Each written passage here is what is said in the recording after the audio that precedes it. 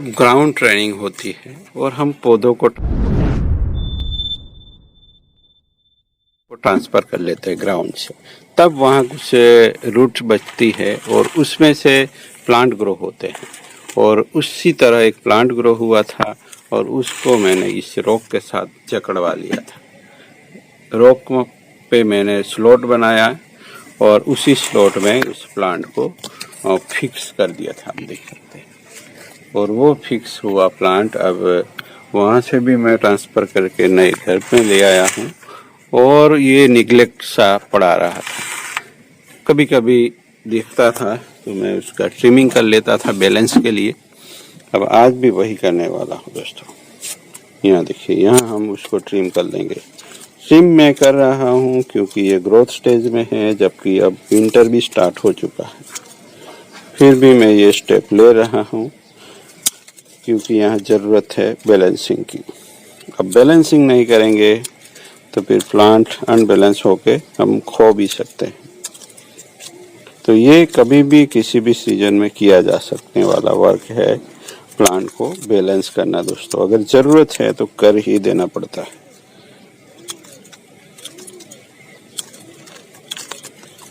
तो यहाँ हम ब्रांच डेवलप कर रहे हैं।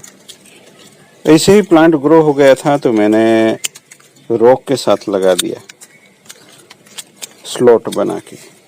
मेहनत लगती है, अगर आपने कुछ वर्क किया है ग्राइंडर के साथ तो फिर ऐसा स्टोन के साथ वर्क करना आप कर सकते हैं। ऐसे ही नहीं कर सकते दोस्तों। ग्राइंडर को हाथ लगाना यानी बहुत रिस्की होता है। बट मैंने कई घंटों तक काम किया है उस ग्राइंडर के साथ, तो मैं वर्क कर सकता हूँ ग्राइंडर के साथ। यहाँ भी हमने ब्रांच को सेक्रीफाइस करने के लिए इतना बड़ा होने दिया जिससे यहाँ कुछ मोटी चीज़ बने, क्योंकि ये लोअर है और उसको ऊपर के प्लांट से यहाँ थोड़ा मोटा चाहिए दोस्तों। इसलिए मैंने इसको ग्रो होने दिया है और अब भी शायद मैं उसको नहीं छेड़ने वाला हूँ। उसको डिफ्लेशन कर सकते हैं जिससे पूरे प्लांट में एक साथ स्टार्ट मिल जाए, पर उसको मैं हटाने वाला नहीं हूँ। तो ये फाइकस एम्प्लिसिमा है, यहाँ हम पीपली कहते हैं। तो ये लोकल प्लांट है और इजीली अवेलेबल हो जाता है, इसलिए ज़्यादातर प्लांट तो मेरे यही है और इसी पे वर्क करके मैं सीख रहा हूँ, ऐसा कह सकते हैं। इस प्लांट ने मुझे ज़्यादा हेल्प किया है क्योंकि ये बहुत ही अच्छे से ट्रेन होने वाला प्लांट है। ट्रिमिंग के बाद ब्रांच भी निकल आती है, जबकि दूसरे प्लांट में ऐसा नहीं होता दोस्तों। फ्यूजन कैसे हुआ है देखिए, पूरी तरीके से मैंने उसको बड़ा सा स्लॉट बनाया था। आप भी अगर ऐसा वर्क करना चाहते हैं तो आपको मोटा स्लॉट बनाना पड़ेगा दोस्तों, बहुत मोटा। ये देखिए, पूरा स्लॉट के अंदर है ये प्लांट, देखिए। और यहाँ मुझे ये लगता है कि बहुत बड़ा स्टोन है तो उसको छोटा भी करना है मुझे।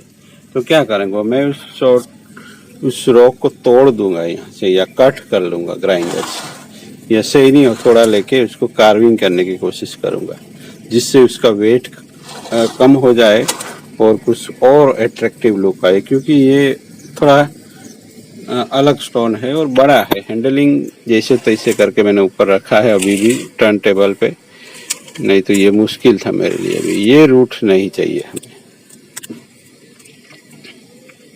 अभी किस स्टेज में, ये रूट नहीं चाहिए हमें। तो देखिए ओवरऑल लुक कैसे आता है प्लांट का, रॉक के साथ सही लगता है। तो देखिए हमने ट्रेनिंग की,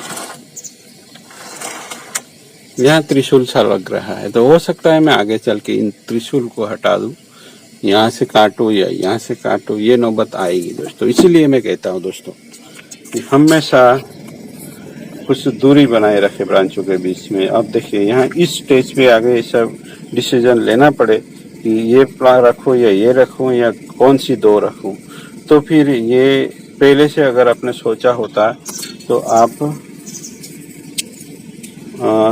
कुछ बेहतर बना सकते थे प्लांट के साथ।